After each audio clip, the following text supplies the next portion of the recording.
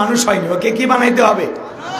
সুশিক্ষায় শিক্ষিত বানাইয়া মানুষের মতো মানুষ বানাইতে হবে, কোরআন সুন্নাহর জ্ঞান দিয়ে ওকে মানুষ বানাইতে হবে। কথা বলে ঠিক কি না? তাহলে আপনি আদর্শ বাবা হবেন কিভাবে, আপনার সন্তানকে আদর্শ মানুষ হিসেবে কিভাবে গড়ে তুলবেন? এই যে পারিবারিক যে গুরুত্বপূর্ণ একটি মেসেজ, খুব গুরুত্বপূর্ণ একটি বিষয়, এই বিষয় নিয়ে আমাদের আলোচনা হওয়া দরকার আছে না নাই? জোরে বলেন বাজান, দরকার আছে না নাই? লোকমানে হাকিম যেমন পিতা হিসেবে তার সন্তানদেরকে যে উপদেশগুলোকে দিয়েছিলেন, এই উপদেশগুলো আসমানের মালিক আল্লাহর এত পছন্দ হয়েছে যে লোকমানে হাকিমের কথাগুলো পছন্দ করে আল্লাহ তার নামে কোরআনুল কারীমের ভিতরে একটি সূরা নাজিল করেছেন। বলেন আল্লাহু আকবার। না ঠিক আছে, বুঝতে পারছি আপনার জি, যা দেখে শুনে যান। ড্রাইভারকে ভালোভাবে গাড়ি চালাতে বলবেন, নিরাপদে যাবেন, মাঝে মাঝে ব্রেক দিয়ে ড্রাইভারকে চা খাওয়াবেন। হ্যাঁ, হাসতেছে, কত কষ্ট যে সফর করা ওটা আমরা বুঝি। আবার কুমুটি হেব্বি সেনা ভাই, হুজুর একটু ম্যানেজ করেন, এদিক সেদিক করেন। যারা এই কথা বলে ওর কথা বলতে দেরি, কেটে দিতে দেরি নেই। কিসের ম্যানেজ করবে? মানুষকে ওয়াদা দিছি না। হ্যাঁ, তুমি কোন দেশের বাপের বেটা যে তোমার জন্য আমার ডেট ম্যানেজ করা লাগবে? যারে ওয়াদা দিয়েছি তার ওয়াদাটা আগে রাখবো। কথা কোন ঠিক কি না? তারপরে তুমি কয় বছর পরে সিরিয়াল পাবে, ওটা পরে দেখা যাবে। কথা কি বুঝতে পারছেন? মানুষের জবানের দাম থাকতে হবে। আমার কথাই কাজে যদি মিল না থাকে, আমার কথা শুনে মানুষ আমল করবে না। আর আমার কথায় কাজে ব্যবহারে যদি মিল থাকে, আমার কথা শুনে অন্তত দুই একজন মানুষ হলে পরিবর্তন করে দেবেন কে? আরো জোরে বলেন কে? এদেশের অনেক মানুষ আছে, বাপরে বাপ, সব জায়গায় লগ ইন করতে চায়। কথা কি বোঝেন না? অফিস, আদালত, যেখানে যাক, ডাক্তারের সিরিয়াল, সব জায়গাতে। হুজুরদের সিরিয়ালের ক্ষেত্রে ভাই ও আদাবদ্ধ, ভাই আমার খালি নেই, ভাই হুজুর দেখেন, হুজুর একটু এদিক সেদিক করেন, কোনো একটা কাটিয়ে দেন হুজুর। কি সাহস আছে না নাই? এরকম বলা আমাদের উচিত না। এমনি বললাম, আপনাকে রাগ করছেন? মন খারাপ করছেন? আচ্ছা চলেন আমরা আলোচনায় চলে যাই। সূরার নাম কি? একটু জোরে বলেন। আমি একটু ওয়াজ করে শান্তি পাই তখন শ্রোতারা আমার কথার সাথে বেশি বেশি আওয়াজ দেয়। যখন আপনারা একটু সাপোর্ট দেবেন, আমার গতি বাড়বে। আপনাদের ধাক্কা দিয়ে আমাদেরকে গন্তব্যস্থানে নিয়ে যাওয়া লাগবে। পারবেন তো ইনশাআল্লাহ? বিশেষ করে যুবক যারা আছো, ময়না, তোদের জন্য দোয়া করবো। রুকু কয়টি?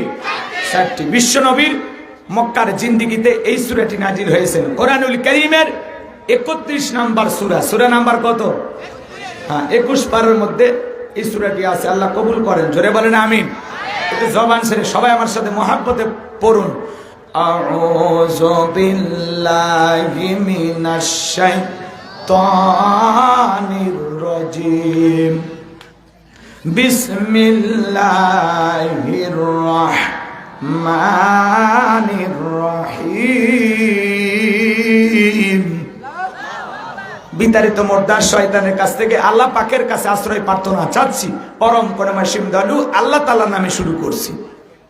সূরার নাম কি? লোকমান। লোকমানে হাকিম কোন নবী ছিলেন না, রাসূল ছিলেন না, ছিলেন একজন জ্ঞানী ব্যক্তি। চেহারাটা দেখতে খুব একটা ভালো ছিল না, চেহারাটা দেখতে ছিল কালো। মানুষটা লম্বা ছিলেন না, খাটো ছিলেন। ঠোঁটগুলো ছিল মোটা, যদিও চেহারা কালো, অন্তর ছিল ভালো।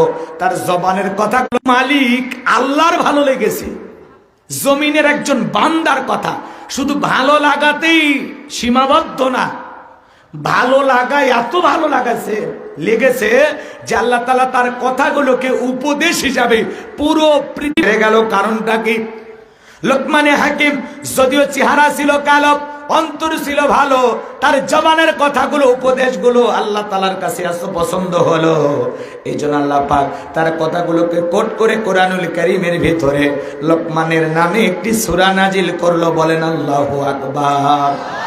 আমার আল্লাহ রাব্বুল আলামিন বলেন, ওয়ালাকাদ আতাইনা লুকমানাল হিকমাতা আনিশকুরু লিল্লাহ ওয়া মান ইয়াশকুর ফাইন্নামা ইয়াশকুরু লিনাফসিহি ওয়া মান কাফারা ফাইন্নাল্লাহা গনিয়্যুন হামিদ। আমার আল্লাহ রাব্বুল আলামিন বলেন, আমি লোকমানে হাকিমকে হিকমত দিয়েছিলাম, জ্ঞান দিয়েছিলাম। এবং বলেছিলাম লোকমান তুমি আমার শুকরিয়া আদায় করো। লোকমান হাকিম ইলমার জ্ঞান পাওয়ার পরে শুকরিয়া আদায় করেছিলেন কার? নিজের লাভ। আর যারা শুকরিয়া আদায় করে না তাদের জেনে রাখা উচিত আমি আল্লাহ অমুকফেক্ষী, আমি আল্লাহ নিজেই প্রশংসিত। বলুন আল্লাহু আকবার। ভালো করে বোঝার চেষ্টা করবেন। তাম পৃথিবীর মানুষগুলো যদি এক জায়গায় হয়ে আল্লাহকে আল্লাহ বলে ডাক দেয়, আমার আল্লাহর সম্মান মর্যাদা বাড়ে না। তাম পৃথিবীর মানুষগুলো যদি এক জায়গায় হয়ে আল্লাহকে আল্লাহ বলে না ডাক দেয়, আমার আল্লাহর সম্মান মর্যাদা কমে না। আপনি ডাকলেও আমার আল্লাহ আল্লাহ, না ডাকলেও আমার আল্লাহ আল্লাহ। 5 বছর পরে ভোট দিয়ে নির্বাচন করে কি আল্লাহ হয়? কথা কোন ভাষা কি বোঝেন? আপনি ডাকলে আপনার লাভ, না ডাকলে আপনার লস। আপনি ডাকলে আপনি লাভবান, আপনি ভাগ্যবান, আপনার নিজেরই লাভ। আর না ডাকলে আপনি ক্ষতিগ্রস্ত, আপনি বিপদগ্রস্ত, আপনি হতভাগা। স্লোগান দেয় আল্লাহকে আল্লাহ বলে ডাক দেব না, এতে আল্লাহর মর্যাদা সম্মান কমে না। কারণ আল্লাহ তাআলা আয়াতের শেষে পরিষ্কার ভাবে বলেছেন ওয়ামান কাফারা ফাইন্নাল্লাহা গনিয়্যুন হামিদ। তাদের জেনে রাখা উচিত আমি আল্লাহ নিজেই প্রশংসিত। সুবহানাল্লাহ বললেন। আল্লাহ বলতেছেন আমি অমুকফেক্ষী, আল্লাহুস সামাদ, তিনি অমুখপেক্ষী, আমরা সবাই তার মুখপেক্ষী, তিনি কারো মুখপেক্ষী নন। আর আল্লাহ পরিশেষে বলেন হামিদ, আমি আল্লাহ নিজেই প্রশংসিত। কথা কি বোঝা গেল? রাগ করেছেন? আমার কথা কি বোঝেন? বোঝেন, ভালো করে বুঝবেন আমার ভাইয়েরা, গভীর মনোযোগ দিয়ে কথাগুলো শুনবেন। ওয়ালা ইন কাফারতুম ইন্না আযাবি লাশাদীদ। নিয়ামত পাওয়ার পরে যারা শুকরিয়া আদায় করে, কৃতজ্ঞতা প্রকাশ করে, আমি আল্লাহ পাক তাদের নিয়ামত সমূহগুলোকে বাড়ায় দেই। সুবহানাল্লাহ বলেন। আর যারা নিয়ামত পাওয়ার পরে না শুকরিয়া আদায় করে অকৃতজ্ঞ হয়ে যায়, আমি আল্লাহ পাক তাদের নিয়ামতগুলোকে সেনায় নেই। তাদের জন্য রয়েছে কঠোর আযাব এবং শাস্তির ব্যবস্থা। জোরে কন্যা নাউযুবিল্লাহ। তাহলে আল্লাহর কৃতজ্ঞতা আদায় করার দরকার আছে না নাই? লোকমান হাকিম প্রশংসা আদায় করেছিল, আল্লাহ তাআলার শুকরিয়া আদায় করেছিল, আল্লাহ তাআলা তার সম্মান মর্যাদা বাড়িয়ে দিয়েছেন। আজও আপনি যদি আল্লাহ তাআলার কৃতজ্ঞতা আদায়কারী বান্দা, কথা বলেন, আপনার ঘুমানোর খাট আছে, ছোট্ট একটা ঘর আছে, মাথার তলে দেয়া বালিশ আছে। এই দুনিয়াতে এমনও মানুষ আছে কাগজের তৈরি করা ঘর, যাদেরকে বলা হয় যাযাবর। খাট নাই, তোষক নাই, পালঙ্ক নাই, ঘুমানোর জন্য ফ্যানের ব্যবস্থা করা নাই। তার চাইতে কি আল্লাহ আপনাকে ভালো রাখে নাই? কেন আল্লাহর শুকরিয়া আদায় করবেন না? আল্লাহ তাআলা পা থেকে মাথা পর্যন্ত কোটি কোটি টাকার নিয়ামত দিয়েছে। পারস্যের কবি শেখ সাদী রহমতুল্লাহ আলাইহি পায়ের ভিতরে স্যান্ডেল নাই, জুতা নাই, মনটা বড় খারাপ। দুনিয়ার জমিনে তোমার এমনও বান্দা আছে যার দুইটা পা নাই, জুতা পায়ে দেবে কোথায়? আল্লাহ গো, তার চাইতে আমারে তুমি ভালো রেখেছো। এজন্য বাজান গো আমার, কেন আল্লাহ তাআলার শুকরিয়া আদায় করবেন না? আমি কুড়িগ্রাম জেলায় একবার ওয়াজ করতে গেছিলাম। আমার পূর্বে একজন হাফেজ সাহেব, অন্ত হাফেজ সাহেব আলোচনা করেছিল। একসাথে খাওয়া দাওয়া করছিলাম বাজান গো আমার, হঠাৎ করে বিদ্যুৎটা চলে গেল। আমি তখন ডেকে বললাম ভাই তাড়াতাড়ি আলোর ব্যবস্থা করেন। ওই লোকটা আমার হাত ধরে ডেকে বলে ভাই কয়েকটা সেকেন্ডের জন্য বিদ্যুৎ চলে গেছে, আপনি অস্থির হয়ে গেছেন। আজ 52 বছর ধরে আমার চোখে কোনো বিদ্যুৎ নাই, আলো নাই। জন্মের পর থেকে এই দুনিয়ার আকাশটা কেমন, বাতাসটা কেমন, জমিনটা কেমন আমি জানি না। যে মা আমাকে জন্ম দিয়েছে মাটা দেখতে কেমন আমি জানি না। আমার যে বাবা আমাকে জন্ম দিয়েছে বাবা দেখতে কেমন আমি জানি না। ও হুজুর, আমি বিয়ে করেছি, আমার বউটা ফর্সা না কালো আমি জানি না। হুজুর, আল্লাহ তাআলা আমাকে কয়েকটা সন্তান দিয়েছে, ছেলেটা দেখতে কেমন আমি জানি না, মেয়েগুলো দেখতে কেমন আমি জানি না। তারপরে আসমানের মালিক আল্লাহর উপরে আমার মনটা খারাপ নাই, আমি আল্লাহর উপরে খুশি। হুজুর গো, আল্লাহ তাআলা দুনিয়াতে চোখের আলো দেন, আমি মন খারাপ করি নাই।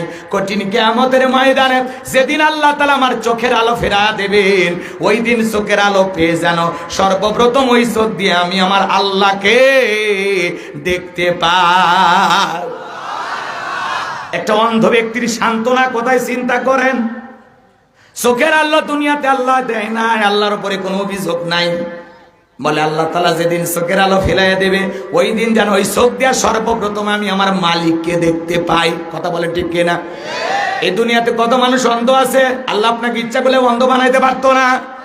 কত মানুষ প্রতিবন্ধী আছে, দুইটা পা নাই, দুইটা হাত নাই, আল্লাহ দেহের ভিতরে সুস্থতার নিয়ামত দিয়ে আপনাকে আমাকে মাহফিল পর্যন্ত হেঁটে আসার সুযোগ দিয়েছেন। কত মানুষ হাসপাতালের বেডে শুয়ে কাতরাচ্ছে, এই মুহূর্তে কত আল্লাহ তাআলার সবচাইতে বড় নিয়ামত। কথা কয় না কেন? ওই যে একটা আলোচনা আপনারা শোনেন নাই, আল্লাহর পয়গম্বর মুসা আলাইহিস সালাম আল্লাহকে ডেকে বলেন, আল্লাহ আপনি যদি মুসা হন আর আমি যদি আল্লাহ হই, আপনি আমার কাছে কি চাইবেন? আল্লাহ ডেকে বলে, মুসা এটা কখনো সম্ভব নয়, কয় ধরেন এমনি আর কি। আল্লাহ তাআলা বলতেছে, হ্যাঁ এটা হওয়ার তো সম্ভব না, ঠিক আছে, যেহেতু তুমি জানতে চাও তাহলে আমি তোমাকে বলি, তুমি যদি আল্লাহ হও আর আমি যদি মুসা হই, আমি তোমার কাছে চাইবো সুস্থতার নিয়ামত। সুবহানাল্লাহ কালকে বললে হবে। এজন্য অসুস্থ হলে টের পাওয়া যায় এই সুস্থতা আল্লাহর কত বড় একটা করতেছে, চাই স্টলে ঝড় তুলতেছে। আপনি যে কোরআনের মাহফিলে আল্লাহ যে আপনাকে এই জান্নাতের বাগানে হেঁটে হেঁটে সুস্থ শরীরে আসার বসার সুযোগ দিয়েছেন, দুনিয়ার সব ঝুট ঝামেলা এই মুহূর্তে আল্লাহ কি আপনাকে সিনেমা হলে রাখতে পারতো না? যাত্রার প্যান্ডেলে রাখতে পারতো না?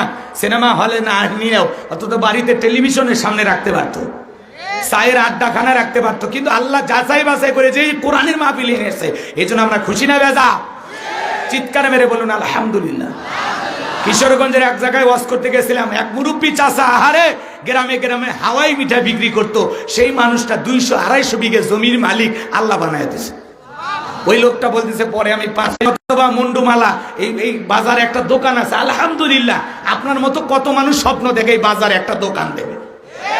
তুমি সৌদি আরব প্রবাসী, মালয়েশিয়া প্রবাসী, বিদেশে যাও, ইনকাম করো, আলহামদুলিল্লাহ, আল্লাহর শুকরিয়া আদায় করো। কত মানুষ পাসপোর্ট নিয়ে ঘুরতে ঘুরতে স্যান্ডেল হয়ে যাচ্ছে, তুমি যে বিদেশে যাও এটাই অনেকের কাছে স্বপ্ন।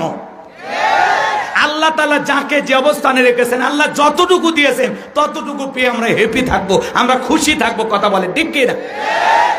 আমরা কি জন্মের সময় মায়ের পেট থেকে টাকার বান্ডিল নিয়ে এসেছিলাম?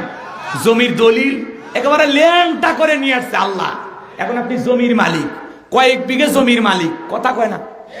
আপনার কি সুন্দর ঘর বাড়ি কে দিছে? কে? আপনার ব্যাংকে লক্ষ লক্ষ টাকার ব্যবস্থা কে করছে?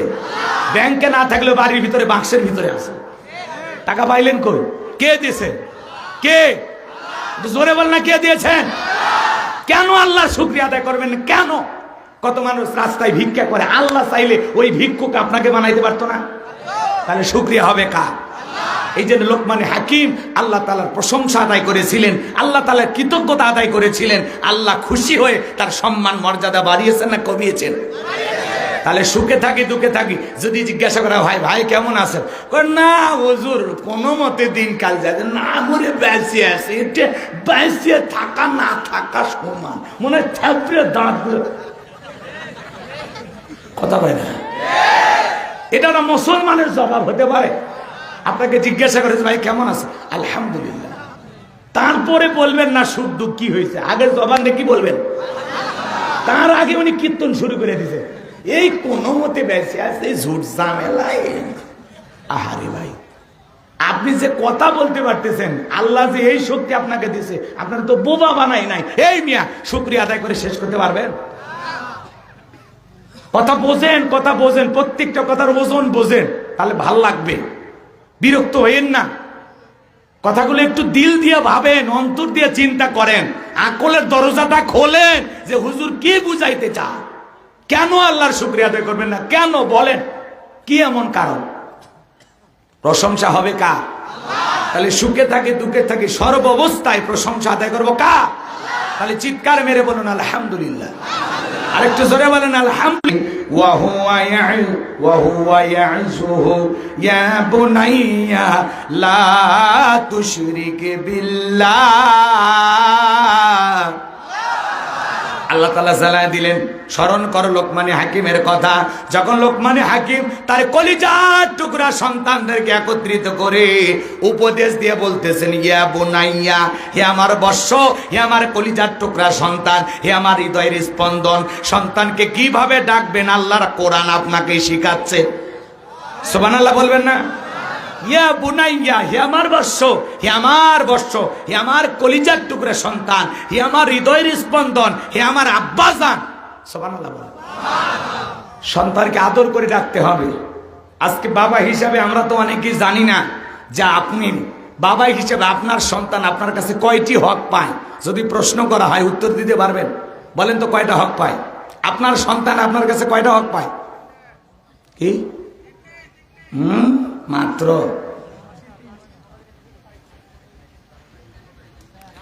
আপনার এদিক খেয়াল করেন, সন্তান হিসাবে আপনার সন্তান আপনার কাছে হক পাবে 12টি। জোরে বলেন কয়টি? এই 12টি হক যদি আমি তুলে ধরি ওইদিকে 3 ঘন্টা ওয়াজ করলে শেষ হবে না। এত কথা বলার সময় আমার হাতে নাই। আপনাদের উদ্দেশ্যে 2-1টা কথা আপনারা অনেকেই জানেন।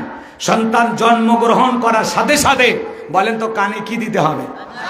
আরো জোরে বলেন। আজকে বাচ্চা জন্মগ্রহণ করার সাথে সাথে সন্তানের মামা ওই ছোট্ট শিশুর সেলফি তুলে ফেসবুকে আপলোড করে, মামা হইলাম। কথা কয় না? এরপরে ওই সন্তানের ছোট্ট বাচ্চা জন্মগ্রহণ করছে, আর চাচা যাইয়া ছবি তুলে ফেসবুকে আপলোড করে, চাচ্চু হইলাম। কথা কয় না? আজান আছে, এরা সবাই সেলফি নিয়ে ব্যস্ত। কথা কয়? এমনকি যে সন্তান যে বাবার মাধ্যমে জন্ম হয়েছে সেই বাবা আইসা প্রথমে সেলফি তুলে ফেসবুকে আপলোড দিয়া বলে, আলহামদুলিল্লাহ বন্ধুরা, জীবনে প্রথম ছেলে সন্তানের বাবা হইলাম। আপলোড করে বলে, অনেক কষ্টের পরে মা হওয়ার স্বাদ বুঝলাম। এই হলো জামানার হালচাল। এরপরে ছেলের যদি খালা থাকে সেও আপলোড করে। কথা কেন? খালা বোঝেন তো? বলে এই প্রথম কি হইলাম? খালা হইলাম। তো এই হলো জামানার হালচাল। মন খারাপ করছেন নাকি আপনারা? আজান দেওয়ার কথা মুসলমান ভুলে গেছে। এরপরে শোনেন, সন্তান জন্মগ্রহণ করার সাথে সাথে তার একটি সুন্দর নাম চয়েস করে রাখার দরকার আছে না নাই? এই নামগুলো আমাদের চয়েস হয় না। আমাদেরকে অনেকে ফোন দিয়ে বলে, হুজুর একটা ছেলে সন্তান হয়েছে, নাম রাখেন। আমি তখন বলি, মা, আল্লাহর কাছে 2টা নাম প্রিয়, একটা হলো আব্দুল্লাহ আর একটা আব্দুর রহমান। তখন ডেকে বলে, আমার চাচার নাম ছিল আব্দুল্লাহ আর আমার দাদার নাম আব্দুর রহমান। এগুলো নামের মধ্যে চাচা চাচা ভাব, নতুন কিছু বলেন, আপডেট কিছু বলেন, আছে না নাই? এই নামগুলো মুসলমান পছন্দ করে না। আল্লাহর কাছে যে এটা প্রিয়, আমাদের কাছে চাচা হয়ে যায়, বয়স্ক মানুষের মতো নাম মনে হয়। কথা কয় না? আল্লাহর কাছে যেটা প্রিয়, আল্লাহর বান্দা হিসেবে, গোলাম হিসেবে, এটা আপনার আমার কাছেও প্রিয় হওয়া দরকার, আছে না? তা না থুয়ে বাচ্চার নাম থুছে নাট, স্ক্রুপ, বল্টু, হ্যাঁ, লালু, কালু, নানা ধরনের নাম আছে না নাই? হাসি খুশি, মায়া, জয়া, হাফসা, চুমকি, ঝুমকি, সুইটি, বিউটি, শয়তান করে ডিউটি, নানান ধরনের আজে বাজে নাম আছে না নাই? কষ্ট হচ্ছে আপনাদের? বিরক্ত হয়েছেন? নানান ধরনের নাম। পিঙ্কি আছে না না? পিঙ্কি। এক গ্রাম্য চাচা ঢাকায় গেছে, ভাতিজার বাড়িতে খাওয়া দাওয়া শেষে জিজ্ঞাসা করে, ভাতিজা তোমার নাকি একটা ছেলে আছে, মেয়ে আছে, ওদেরকে ডাক দাও, ওদের সাথে একটু দেখা করবো। এইবার ওই লোক ডাক দিয়েছে, ব্রাশ ফায়ার। গ্রাম্য চাচা মারছে তো, ডেকে বলে, ভাতিজা আমারে তুই ব্রাশ ফায়ার করে মারিস না। কয় চাচা থামেন। কয় না বাবা, এই বয়সে আমার ব্রাশ ফায়ার করে মারিস না। কয় চাচা থামেন, আপনি না আমার ছেলে মেয়েকে দেখতে চাইলেন? বলে হ্যাঁ দেখতে চাইছি। তো কি হয়েছে? কয় ছেলের নাম রাখছি ব্রাশ আর মেয়ের নাম রাখছি ফায়ার। এই হলে বর্তমান ডিজিটাল মুসলমানের পছন্দ। কথা কান ঠিক কিনা? আল্লাহ আমাদের হেদায়েত দান করেন, জোরে বলেন আমিন। কষ্ট পাচ্ছেন বুঝি? তাহলে সন্তানের সুন্দর একটা নাম রাখবো তো ইনশাআল্লাহ। আরো আস্তে কোন ইনশাআল্লাহ। নাম সুন্দর রাখবেন, সাহাবা ইকরামদের নামের সাথে মিলায় রাখবেন, নবীদের নামের সাথে মিলায় রাখবেন, আল্লাহ তাআলার গুণবাচক নামের সাথে মিলায় রাখবেন। আল্লাহ যেন আমাদের বোঝার তৌফিক দান করেন, জোরে বলেন আমিন। আমার ভাইরা লম্বা করবো না। এরপরে সন্তান যখন আস্তে আস্তে বড় হবে, ছেলে হোক মেয়ে হোক, দ্বীনি ইলম শিক্ষা দেওয়ার দরকার আছে না নাই? কোরআন সুন্নাহর জ্ঞান শিক্ষা দিতে হবে। সন্তান জন্মগ্রহণ করার সাথে সাথে আজান দিয়া এরপরে সুন্দর একটা নাম রেখে বাচ্চারা যখন কথা বলবে, জবান দিয়ে যেন প্রত্যেকটা সময় আল্লাহর জিকিরে জারি হয়। আপনার সন্তান জীবনে প্রথম কথা বলতেছে, জবান দিয়ে বের করেন আলহামদুলিল্লাহ, বলো বাবা আল্লাহ আল্লাহ। বাচ্চারা যখন আস্তে আস্তে বড় হবে শিখাবেন আলিফ বা তা সা, তা না করে আমরা শিখাই এ বি সি, সি তে ক্যাট, ক্যাট মানে বিড়াল, বিড়াল ম্যাও ম্যাও করে, কথা কয় না। এরপরে সন্তান ডাকতেই শিখে নাই, বলে বাবা, বলো বলো কি, কয় টাটা, বড় হয়ে মারবে কপালে ঝাঁটা, কথা কন ঠিক কিনা। মুসলমান হিসাবে এ বাজান গো আমার আগে কোরআন হাদিসের ইলম জ্ঞান শিক্ষা দেন, এরপরে ডাক্তার বানান, ইঞ্জিনিয়ার বানান, আমাদের কোনো আপত্তি নাই, আগে কোরআন হাদিসের জ্ঞান শিক্ষা দেন। রাগ করছেন? করেন, আমার কোনো আপত্তি নাই। আজকে সঠিক জ্ঞান শিক্ষা না দেওয়ার কারণে দেখেন সমকামিতা এদেশে কিভাবে আস্তে আস্তে বীজ বুনাচ্ছে। একটা সিলেটের একটা মেয়ের সাথে নাটোরের একটা মেয়ের ফেসবুকে পরিচয়, ফেসবুকে পরিচয় হইতে হইতে এইবার দুইজন আসল লিঙ্গ ফাঁস হয়ে গেছে। ঘটনাক্রমে জানতে পেরেছে যার সাথে কথা বলে সেও মেয়ে, যার সাথে কথা বলতেছে, যোগাযোগ করতেছে, প্রেম করতেছে, এইটাও মেয়ে। তাহলে মেয়ে মেয়ে প্রেম জমে গেছে, ভাব জমে গেছে। এইবার সিলেটের মেয়ে নাটোরের মেয়েকে প্রস্তাব দিয়েছে, তুমি যদি রাজি থাকো আমি তোমার বিয়ে করবো। কথা তো ভালো করে বোঝেন। এই মেয়েটা নাটোর স্কুলে পড়ে, ও আবার 10ম শ্রেণীর ছাত্রী, ওখানে পড়াশোনা করে। এইবার বাজান গো আমার বিয়ে করার টানে সিলেট থেকে চলে আসছে নাটোরে। এইবার বাজান গো আমার বিয়ে করবে। এলাকার মধ্যে একটা কি রব রব সরে গেছে, এলাকার মধ্যে স্থানীয় মানুষদের মধ্যে একটা মানে তুল কালাম সৃষ্টি হয়ে গেছে। স্থানীয়ভাবে মানুষ কি বলে, মেয়ে মেয়েকে বিয়ে করার জন্য সিলেট থেকে আসছে, এলাকা একটা গ্যাঞ্জাম পেকে গেছে। প্রশাসনে খবর দিয়েছে। এইবার সেই সমকামিতা, এই যে প্রমোট করা, মেয়ে হয়ে মেয়েকে পছন্দ করা, নারী হয়ে নারীর প্রতি আকর্ষণ, এই দুই মহিলাকে এবার থানায় নিয়ে গেছে। এদেরকে পিটাইয়া সাইজ করা উচিত। মাথার ভিতরে যে ভুঁজ চাপছে বিয়ের, ঠান্ডা করে দেওয়া। বদমাইশেরা, তোর বাপ রে ক একটা ছেলে থেকে বিয়ে দেবে, তুই আবার মেয়েরে বিয়ে করতে শেষ কেন? কথা কন। এরকম পাগল ছাগলের জন্ম মাঝে মাঝে হচ্ছে, কথা কন ঠিক কিনা? ছেলেরে পছন্দ হয় না, মেয়ে মেয়েরে বিয়ে করবা। এটা কি লন্ডন আমেরিকা পাইছো? এটা বাংলাদেশ, এখানে ফাজলামি করতে দেওয়া হবে না, কথা বলে ঠিক কিনা? এদেশ মুসলমানের দেশ, আলেমদের বাংলাদেশ, মসজিদ মাদ্রাসার বাংলাদেশ। 95% মুসলমানের দেশে এই ধরনের নোংরা বিকৃতি যৌনচার মেনে নেওয়া হবে না, হবে না। কি কথা, মেয়ে মেয়েকে পছন্দ করে ফেসবুকে প্রেম হইয়া বিয়ে করার জন্য হাজির, তাও মেয়ে মেয়েকে বিবাহ করবে। আস্তাগফিরুল্লাহ, নাউজুবিল্লাহ বলেন। এগুলো আমরা চিন্তাতেও আনতে পারি না। আজকে সমাজ যাচ্ছে কোন দিকে? আপনার সন্তান নষ্ট হয়ে যাচ্ছে, কারণ আমরা সঠিকভাবে কোরআন সুন্নাহর জ্ঞান তাদের মাথার মেমোরির ভিতরে সেভ করে দিতে পারি নাই। ব্যর্থ মা বাবা আমরা যদি কোরআন হাদিসের সঠিক জ্ঞান তাদের মগজের ভিতরে ঢুকায় দিতে পারতাম, তাহলে এই ধরনের শয়তানি চিন্তা, এই ধরনের নোংরা চিন্তা তাদের মাথায় আসতো না।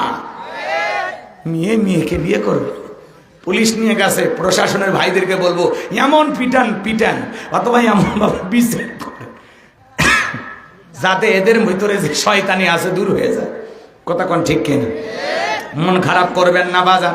সামনের দিকে যায় যে কথা বলতে চাচ্ছিলাম, আজকে পুরুষ পুরুষের জোর প্রতি আকর্ষণ, নারী নারীর প্রতি আকর্ষণ, নানান ধরনের বিষয় আমরা সমাজে লক্ষ্য করতেছি। লক্ষণ কিন্তু খুব একটা ভালো না। কওমে লুতকে আল্লাহ পাক যেই কারণে ধ্বংস করেছে, আজকে যদি সমাজে সেই সিস্টেমগুলো চালু হয়ে যায়, আল্লাহর আযাব আর গজব আসতে সময় লাগবে না।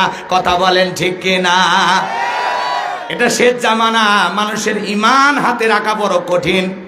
হাদিস শরীফের ভিতরে আছে আগুনের আঙ্গার হাতে রাখা সহজ হবে, কিন্তু মানুষের ঈমান ধরে রাখা তার চাইতে কঠিন হবে। আজকে মেয়ে মেয়েকে বিয়ে করার জন্য ছেলের থেকে নাটোরে ছুটে আসে, এই কথা যখন মিডিয়াতে প্রচার হয়, লজ্জায় পুরোটা মানুষ, পুরো মুসলমান জাতি সিসি করে।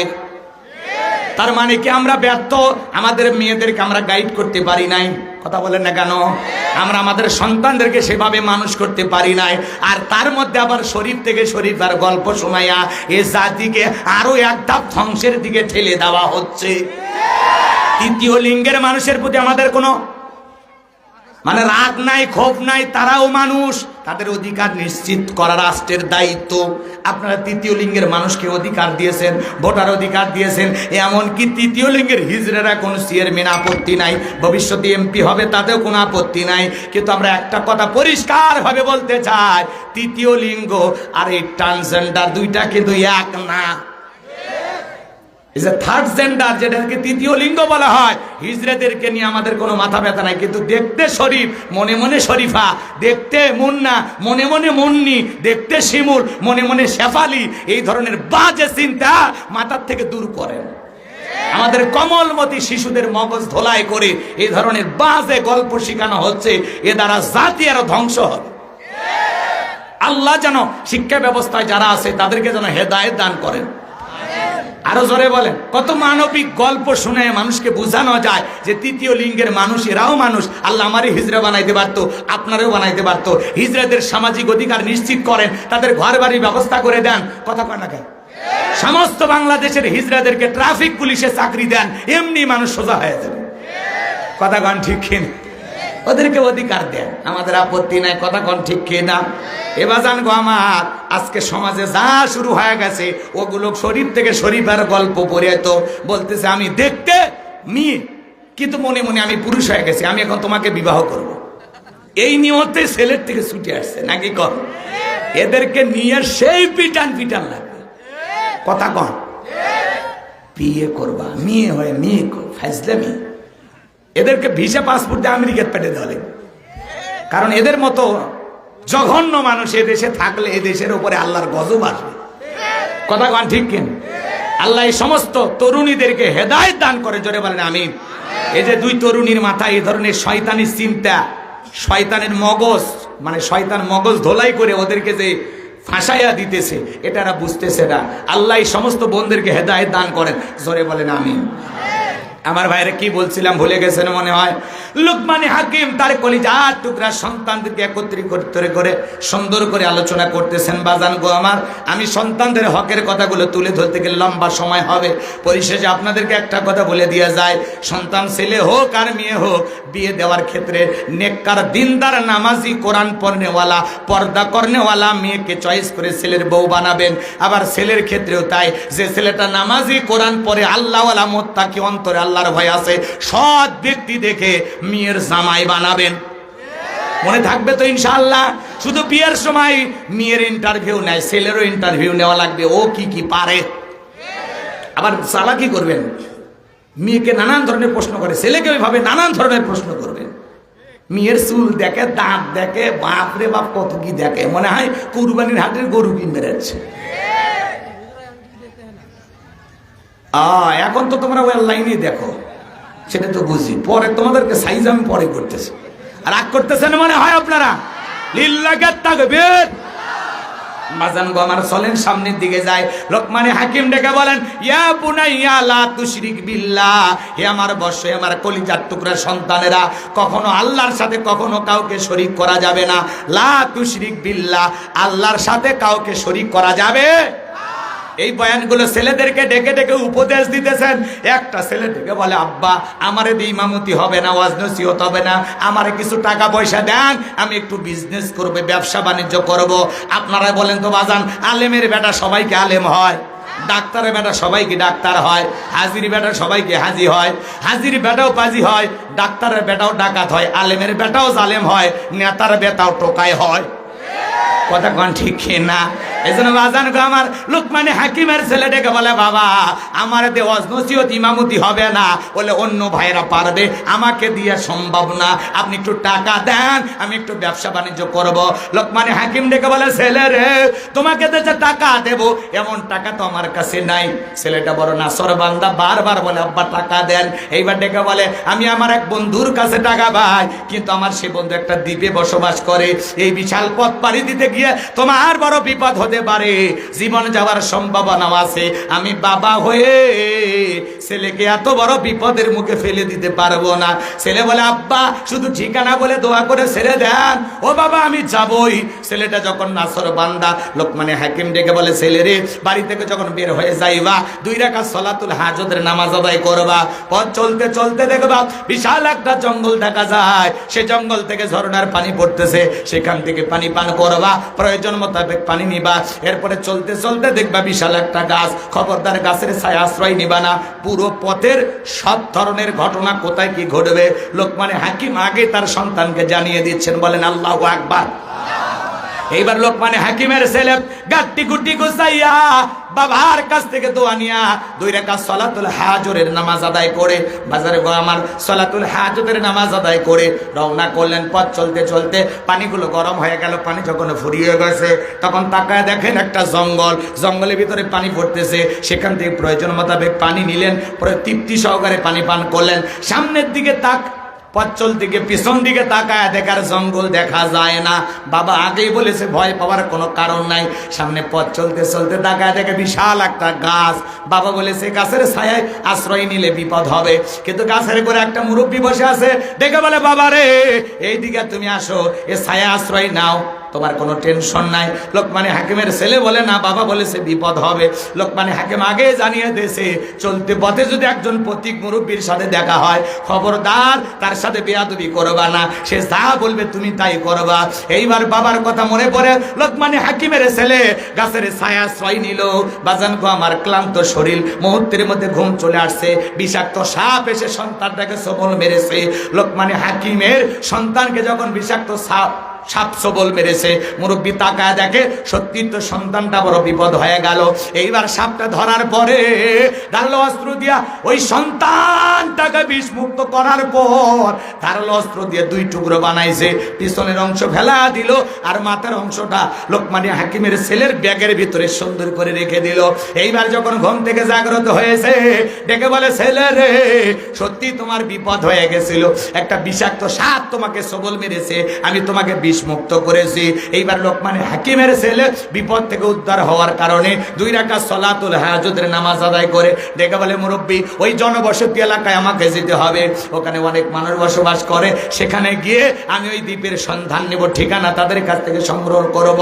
এইবার মুরব্বী ডেকে বলে বাবা আমি যদি তোমার সফর সঙ্গী হই তোমার কি কোনো আপত্তি আছে? বলে না আমার কোনো আপত্তি নাই, চলেন। এইবার মুরব্বীকে সঙ্গে নিয়ে ওই জনবসতি এলাকায় যখন পরিচয় দিয়েছে আমি লোকমান হাকিমের সন্তান, সবাই তাকে আদর ভালোবাসা দেখাইতে লাগলেন। বলেন আল্লাহু আকবার। আপনারাই বলেন তো বাংলাদেশের সবচাইতে বড় বক্তা, সবচাইতে বড় আলেমের ছেলে এরা সেই মুন্ডুমালা এসে যদি আপনাদেরকে বলে আমি বাংলাদেশের অমুক বড় আলেমের ছেলে, অমুক বড় বক্তার ছেলে, আপনারা কি একটু ভালোবাসা দেখাবেন না? কথা কর নাকি ভাই? একটু মেহমানদারি করাবেন না?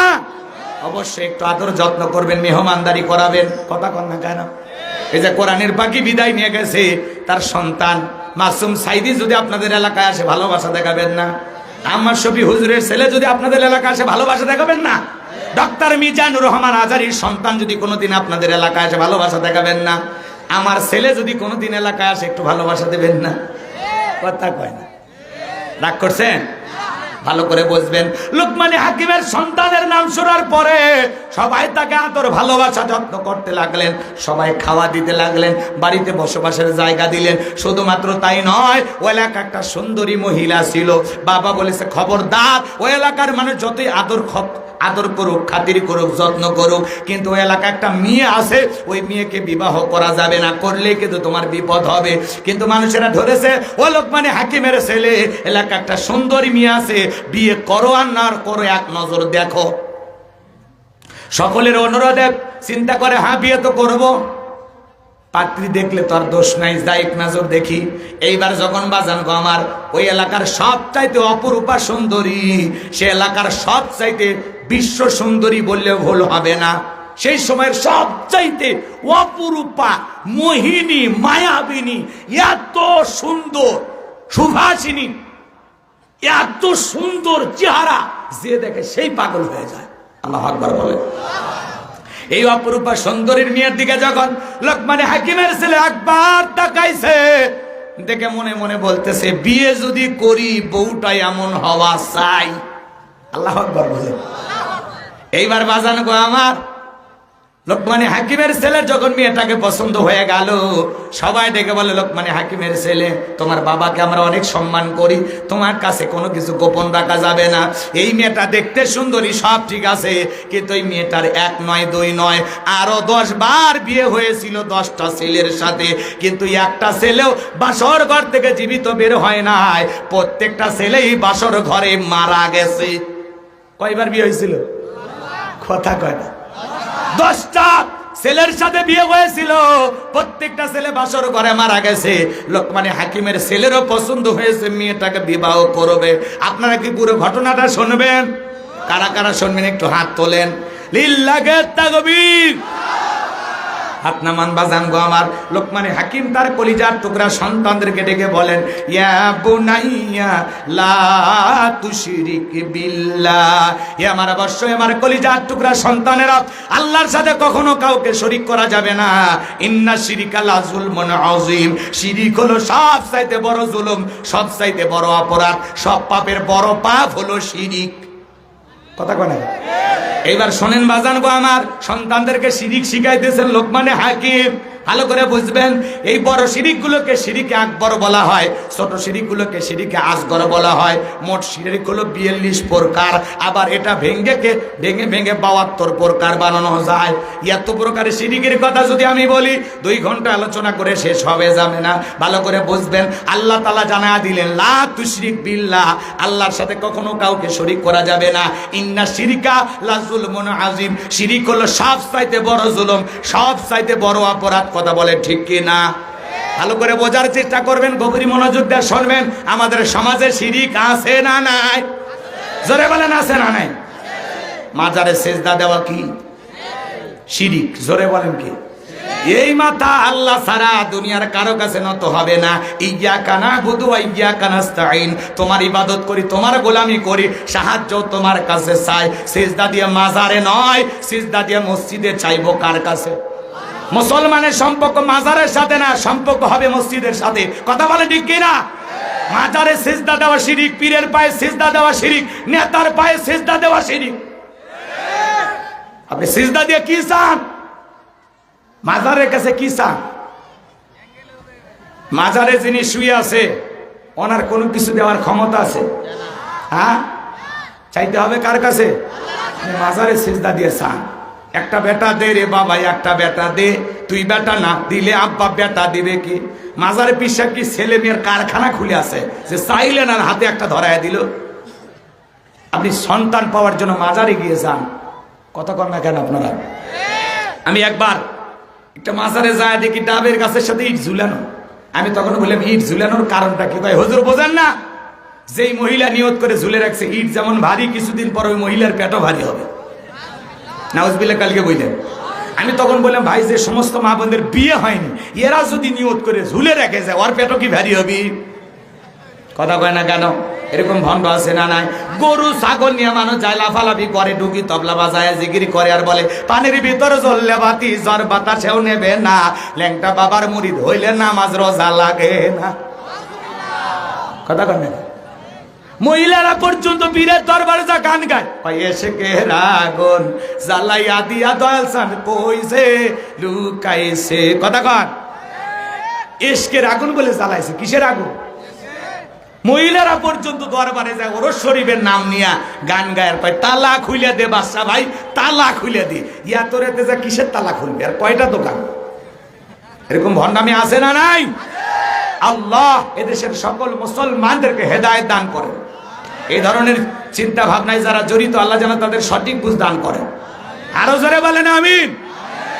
আমার ভাইয়েরা কথা বাড়াতে চায় না, সামনের দিকে নিয়ে যায়। তাহলে মাজারে কোনো কিছু চাওয়া যাবে?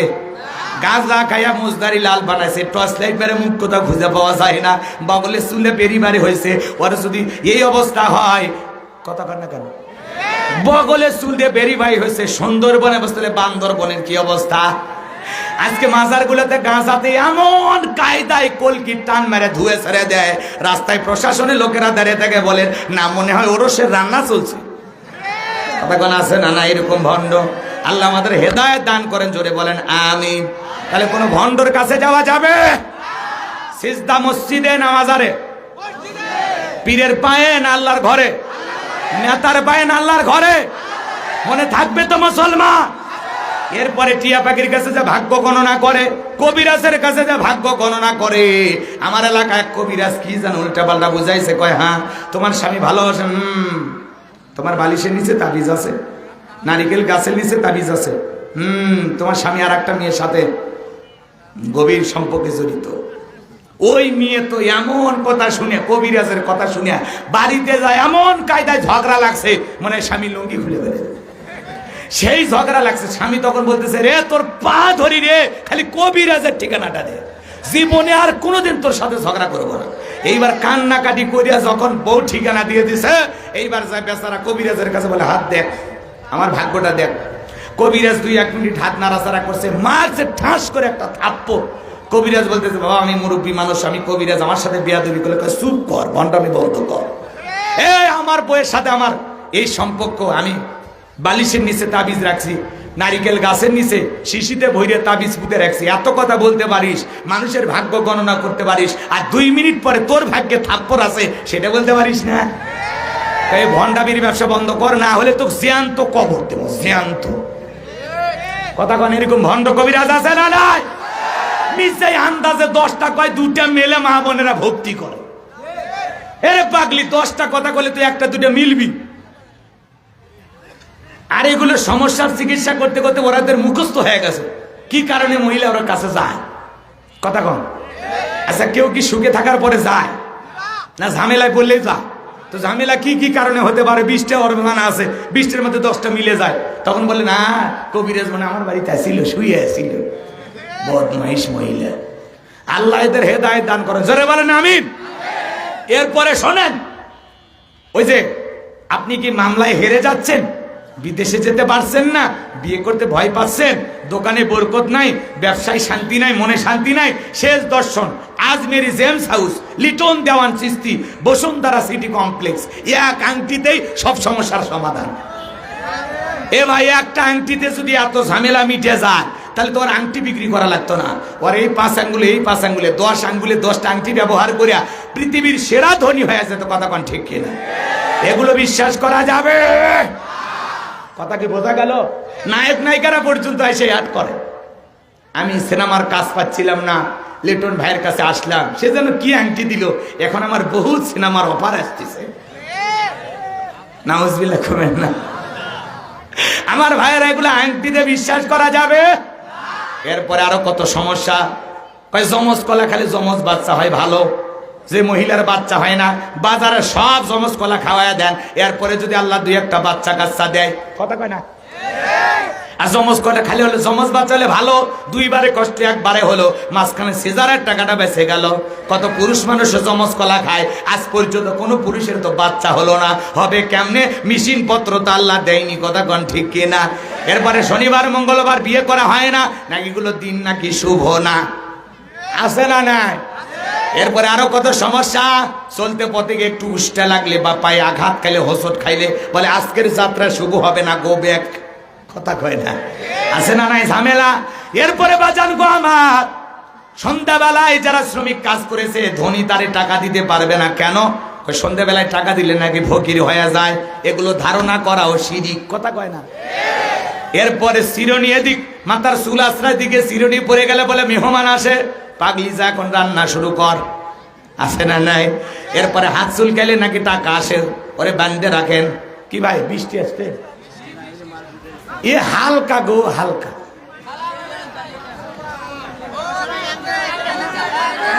একটু ধৈর্য নেন, শিরিকের কথা বলে আরো মজার কথা সামনে আছে। কয়েকটা আয়াত তিলাওয়াত করে বয়ান করব, পরিবেশ নষ্ট করে না, সেই বৃষ্টি হবে না। আর জোরে আসলে আমি বন্ধ করে দেব।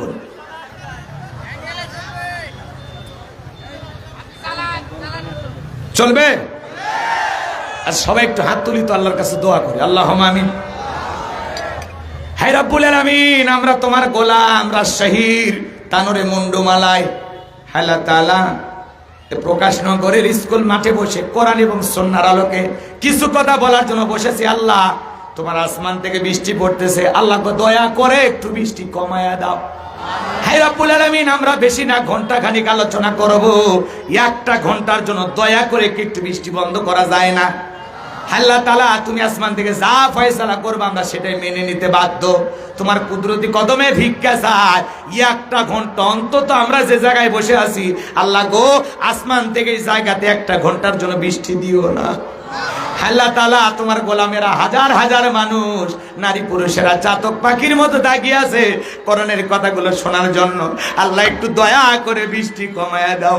আমাদের মধ্য থেকে একজন মানুষের দোয়া যদি কবুল হয়, আল্লাহ তাআলা আমাদের মধ্য থেকে তোমার একজন পছন্দের গোলাম নামাজি আল্লাহওয়ালা যদি থেকে থাকে, আল্লাহ তার হাতের ওসিলায় আজকে দোয়াকে কবুল করে আল্লাহ একটা ঘন্টার জন্য বৃষ্টি দিও না। আল্লাহ একটু দয়া করো, আল্লাহ আল্লাহ একটু দয়া করো। সুবহান রাব্বিকা রাব্বিল ইজ্জাতি আম্মা ইয়াসিফুন ওয়া সালামুন আলাল মুরসালিন ওয়াল হামদুলিল্লাহি রাব্বিল আলামিন। কষ্ট হচ্ছে আপনাদের? বসেন বসেন, জোরে আসলে আমরা ছেড়ে দেবো ইনশাআল্লাহ। আমার ভাইরা যে কথা বলতে চাচ্ছিলাম গভীর মনোযোগ দিয়ে শোনেন। হাত চুলকালে টাকা আসে, ওরে 3 দিন বাঁধে রাখেন, হাত দুটো খোলা রাখেন, চুলকে চামড়া ছিলে ফেলে দিবে, তারপরে টাকা আসবে না। এগুলো ধারণা করাও শিরিক।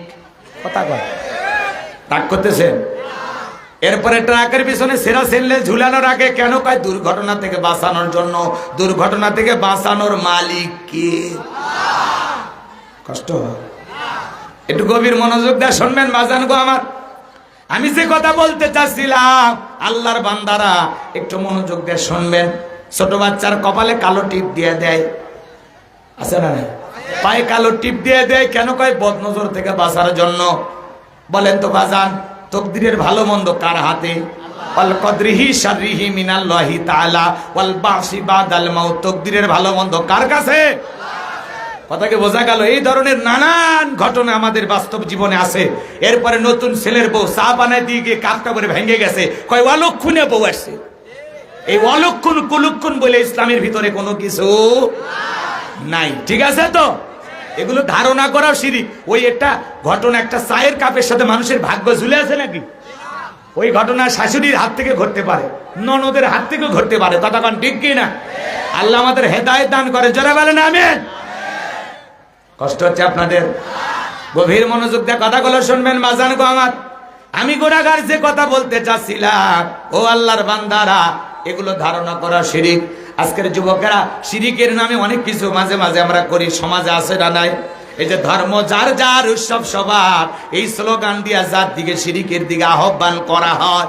মনে রাখবেন, ধর্ম যার উৎসব তার। হিন্দুদের উৎসব হিন্দুদের কাছে, বৌদ্ধদের উৎসব বৌদ্ধদের কাছে, খ্রিস্টানদের বড়দিন খ্রিস্টানদের কাছে, মুসলমানের উৎসব মুসলমানের কাছে। কথা কয়?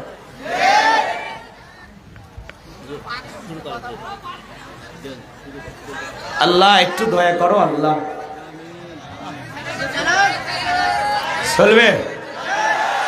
বৃষ্টিতেও শুনবেন লিল্লাহি তাকবীর। শোনেন বাজান গো আমার, এলোমেলো কই দেন না, যদি জোরে আসে আগে ছেড়ে দেবো বলেই দিচ্ছি বাজান গো আমার। আমি যে কথা বলতে চাচ্ছিলাম, হৃদয়ের কান পেতে কথাগুলো শুনবেন। বলেন তো, আমাদের ঈদের নামাজে অমুসলিমেরা কেউ আসে? জুমার নামাজে আসে? মরে গেলে জানাজার নামাজে আসে? আসে না? একদিনও আসে না।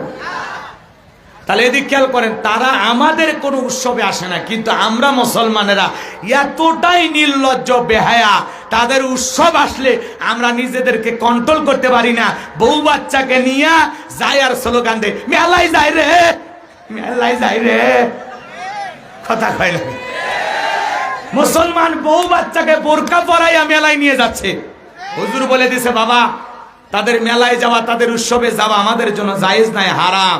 তখন বলে, একদিনে না বউ বাচ্চা বিরক্ত করছে, একটু ওদের মন খুশি রাখার জন্য নিয়ে গেছি।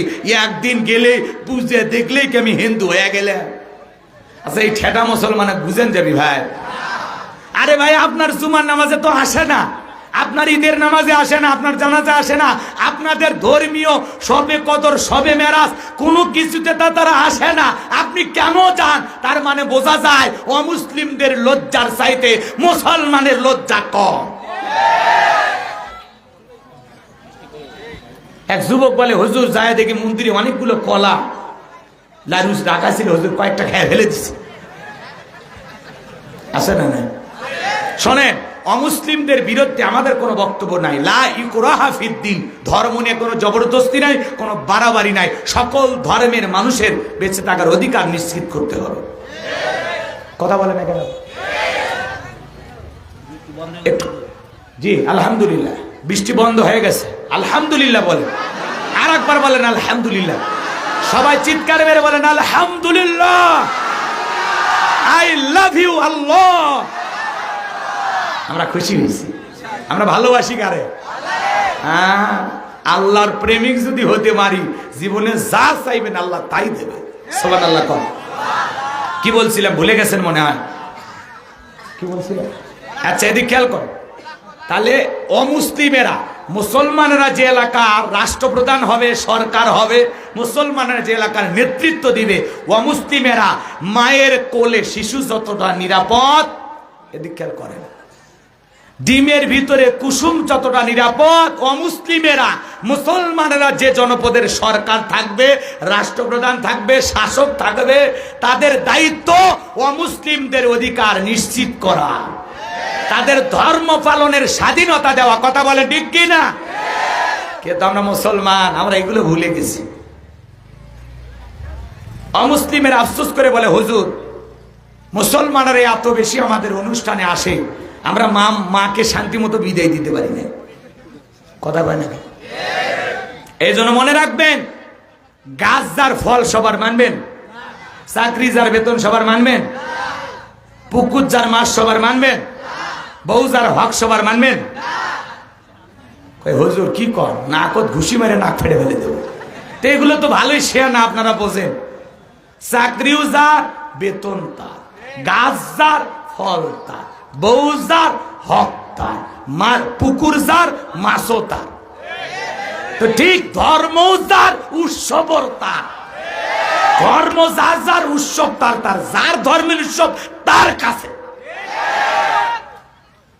অমুসলিমেরা তোমাদের উৎসবে আসে না, তুমি মুসলমান যাও, তোর লজ্জা নাই রে, তোর লজ্জা নাই। শোনেন, ছোট্ট একটা গল্প শুনে দিই। যদি মুসলমান হয়ে থাকেন, আজকের এই ছোট্ট ঘটনার থেকে আপনার জীবন পরিবর্তন হয়ে যাবে। আল্লাহু আকবার বলেন। নবীজি আমার এক জায়গায় বসা, সাহাবা ইকরামদেরকে ডেকে বলেন, ও আমার সাহাবীরা, একজন ব্যক্তি একটা মাসিকে মেরে জাহান্নামে চলে গেল, আর একজন ব্যক্তি একটা মাসি না মেরে জান্নাতে চলে গেল। সুবহানাল্লাহ বলবেন না? সাহাবা ইকরাম জিজ্ঞাসা করলেন, কাইফা ইয়া রাসূলুল্লাহ, নবী গো এটা কিভাবে সম্ভব? পুরো ঘটনা একটু খুলে বলেন, আমরা একটু জানতে চাই। বিশ্ব নবী তখন ডেকে বলেন, আমার সাহাবীরা শোনো, এক দেশে এক জালেম বাদশা ছিল। ওই জালেম বাদশা রাস্তার মোড়ে মোড়ে প্রতিমা বানায় রাখছে, মূর্তি বানায় রাখছে। বাদশার নিয়ম হলো, যত মানুষ ওই রাস্তাতে হেঁটে যাবে, প্রতিমার নামে কিছু না কিছু তাদেরকে দিয়েই যেতে হবে। প্রতিমার নামে দিতে যারা অস্বীকৃত, যারা অস্বীকৃতি জানাবে, যারা প্রতিমার নামে কোনো কিছু দিতে চাইবে না, জালেম বাদশার ওয়ার্ডার নিয়ম হলো, এক কোপে তার দেহ থেকে কাল্লাটা ফেলায় দিতে হবে। একজন ইমানদার ওই দিক দিয়ে হেঁটে যায়, জালেম বাদশার লোকেরা রাস্তার মোড়ের মধ্যে প্রতিমাকে পাহারা দিতেছে। এইবার জালেম বাদশার লোকেরা ডেকে বলে, প্রতিমার নামে কিছু দিয়ে যাও। ইমানদার ডেকে বলে, ভাই দেওয়ার মতো কোনো কিছু আমার কাছে নাই। জালেম বাদশার লোকেরা ডেকে বলে, শোনো, যদি দেওয়ার মতো কোনো কিছুই না থাকে, ওই যে প্রতিমার নাকের ডোকায় মাছি পড়ে আছে, ওখান থেকে একটা মাছি প্রতিমার নামে মেরে তারপরে চলে যাও। ইমানদার চিন্তা করে, একটা মাছি মারলে কি এমন অপরাধ হবে? এইবার বাজান গো, আমার প্রতিমার নামে একটা মাছি মেরে নিরাপদে চলে গেল। কয়েকদিন পর আর একজন ইমানদার ওই পথ দিয়ে হেঁটে যায়। জালেম বাদশার লোকেরা ডেকে বলে, প্রতিমার নামে কিছু দিয়ে যাও। ইমানদার ডেকে বলে, আমি একজন ইমানদার মুসলমান, আমার পক্ষে প্রতিমার নামে কোনো কিছু দেওয়া সম্ভব নয়। কথা ভালো করে বোঝো, মুসলমান প্রতিমার নামে কোনো কিছু দেওয়া কি শিরিক? কথা কেন? শোনেন, অমুসলিমের যদি রক্তের প্রয়োজন হয়, মুসলমান তার নিজের রক্ত দিয়া তাকে সুস্থতা করার জন্য সহযোগিতা করবে, তাকে হেল্প করবে রক্ত দিয়ে। আল্লাহু আকবার বলেন। কোন অমুসলিম যদি ঘর বাড়ি না থাকে মুসলমান টাকা দিয়ে ঘর বাড়ি বানায় দিবে। কোন অমুসলিম যদি খাবার না পায় মুসলমান তাকে খাদ্য দিয়ে সহযোগিতা করবে। কোন অমুসলিম যদি তার ছেলে মেয়ের পড়াশোনার খরচ না চালাইতে পারে মুসলমান তার অর্থ দিয়ে টাকা দিয়ে তার ছেলে মেয়ের খরচ চালাবে। সব দিক দিয়ে সহযোগিতা করতে পারবেন। শুধুমাত্র আল্লাহর সাথে যে সব জিনিস তৈরি করে প্রকাশ্যে শিরিক করা হয় এই কাজে মুসলমান টাকা দিতে পারবে না। কথা বুঝছেন? অসুস্থ রক্ত দিতে পারবেন, খাদ্য নেই খাবার দিবেন, পোশাক নাই পোশাক কিনে দিবেন, বাড়ি নাই বাড়িঘর বানায় দিবেন, তাদের যাবতীয় সব সুবিধা আপনি দিতে পারবেন। কেবলমাত্র আল্লাহর সাথে যখন প্রকাশ্যে শিরিক করা হয় সেই কাজে মুসলমান নগদ অর্থ দিয়া সহযোগিতা করার কোন সুযোগ। কথা কি বুঝতে পারছেন? আর আপনি যায় আনন্দ করেন। আজকে বাংলাদেশে আমি এই বক্তব্য দেওয়ার কারণে ঘাতক দালাল নির্মূল কমিটি আছে, ওরা বাংলাদেশের 116 জন আলেমের তালিকা করলো। তার মধ্যে কোনো না কোনো আমার মতো একটা হতভাগা গাইবান্ধার ভাঙ্গাসার মানুষ আমার নামটা ওরা 23 নম্বরে ঢুকে দিছে। আমার বক্তব্যের ভুল কি ধরলো আমি এটা তথ্য সংগ্রহ করলাম যে আসলে আমি কি এমন বক্তব্য দিয়েছি যেই কারণে এই মালিক সাহেব, এই যে ঘাতক দালাল নির্মূল কমিটির এই সমস্ত ভদ্রলোকেরা এদেশের সবচাইতে দামি নাগরিক ওনারা। কথা কয় না? নাম শুনে তো বুঝতেছেন কি মাল। কথা বোঝেন নে? তো ওনারা আমার এই বক্তব্যটাই ভুল ধরছে। এতক্ষণ আপনাদেরকে যে ধর্ম যার যার উৎসব সবার এই স্লোগানটা দিতে আমি নিষেধ করেছি, যে এটা মুসলমান হাইব্রিড নেতারা স্লোগান দিতে পারে, কিন্তু এই স্লোগান মুসলমানের মুখে মানায়। মুসলমান স্লোগান দেবে ধর্ম যার যার উৎসব তার তার, যার ধর্মের উৎসব তার কাছে। নেতারা স্লোগান দেয়, দেখেন না মাঝে মাঝে দেশের কিছু নেতা প্রতিমার পূজা করতে গিয়ে মুসলমান হইয়া কি বলে যে আপনারা যখন মায়ের কাছে কিছু চাইবেন আমার নামেও চাইবেন। নাউজুবিল্লাহ কর। আল্লাহ দিতে কি ব্যর্থ হয়ে গেছে? তা আপনি কার কাছে চাচ্ছেন? এই ধরনের কথা মুসলমানের মুখ থেকে বের হওয়া নিঃসন্দেহে শিরিক। কথাকে বোঝা গেল? সে যেই বলুক উচিত কথা আপনাকে বলাই লাগবে। কথা কথা বোঝা গেল? আমার বাজানেরা সামনের দিকে যাই, যে কথা বলতে চাচ্ছিলাম হৃদয়ের কান পেতে কথাগুলো শুনে যান। জালেম বাদশার লোকেরা ডেকে বলে প্রতিমার নামে কিছু দিয়ে যাও, ইমানদার ডেকে বলে আমার পক্ষে প্রতিমার নামে কোনো কিছু দেওয়া সম্ভব নয়। জালেম বাদশার লোকেরা ডেকে বলে শোনো, কয়েকদিন আগে একজন ইমানদার এই পথে হেঁটে গেছে, তারও কাছে কিছু ছিল না, তারে আমরা অফার দিয়েছিলাম, সুযোগ দিয়েছিলাম প্রতিমার নামে একটা মাসি মারো, সেই একই সুযোগ আমরা তোমাকে দিলাম। খামাকা ঝামেলা আমরা জড়াইতে চাই না, ওই প্রতিমার নামে একটা মাসি মেরে তুমি নিরাপদে চলে যাও। ইমানদার ডেকে বলে আমার পক্ষে প্রতিমার নামে একটা মাসি মারার মতো সামান্য শিরিক করাও সম্ভব নয়। জালেম বাদশার লোকেরা ডেকে বলে শোনো, হয় একটা মাসি মারবা, না হলে দেহ থেকে কাল্লা ফেলে দেব। ইমানদার আল্লাহর গোলাম ডেকে বলে কাল্লা দিতে রাজি, আল্লাহ দিতে রাজি নাই। আল্লাহ করবো। এবার জালেম বাদশার লোকের ডেকে বলে শেষবারের মতো বলতেছি, হয় প্রতিমার নামে একটা মাসি মেরে নিরাপদে চলে যাও, না হলে দেহ থেকে এক কোপে কাল্লা ফেলে দেব। ইমানদার ডেকে বলে কাল্লা দিতে রাজি, আল্লাহ দিতে রাজি নাই। জালেম বাদশার লোকেরা বাদশার ওয়ার্ডার অনুযায়ী এক কোপে দেহ থেকে কাল্লাটা ফেলায় দিল। আমার নবী ডেকে বলে সাহাবীরা, যে ব্যক্তি মাসি মেরে নিরাপদে চলে গেল ও মাসি মেরে নিরাপদে চলে যায় নাই, ও মাসি মেরে নিজেকে জাহান্নামে নিয়ে গেল। আর যে ব্যক্তি মাসি না মেরে কাল্লা দিয়ে গেল, এই ব্যক্তি কাল্লা দিয়া রক্তের সাগরে ভাসতে ভাসতে আল্লাহর জান্নাতে পৌঁছে গেল। সর্বশেষ শিরিকের একটা উদাহরণ দিয়ে শোনেন। এটা একটা খাবারের প্লেট। আপনার একটা ভিআইপি গেস্ট, ভিআইপি মেহমান রাজশাহী থেকে আপনার বাড়িতে আসছে, ভালো করে বুঝবেন। তার জন্য আপনি খাবারের প্লেট সাজাইছেন, গরুর গোশত, মুরগি, খাসি, হরিণ, ছাগল, ভেড়া, টার্কি, লার্কি, পাকিস্তানি, দেশি সব মুরগি, বগর গোস্ত, কবিতর গোস্ত যা পারছেন দিচ্ছেন। এরপরে মাছ, রুই, কাতলা, ইলিশ, কথা বলছেন, ছোট মাছ, বড় মাছ সব খাবার দিচ্ছেন। একেবারে খাবার আইটেম যে প্লেট ভরপুর। তখন চিন্তা করলেন সবই যখন দিলাম, এই ছোট্ট বাচ্চাটাকে খুব ভালোবাসি, ওর সামান্য একটু পাতলা পায়খানা প্লেটের এক কোনায় দিয়েছে।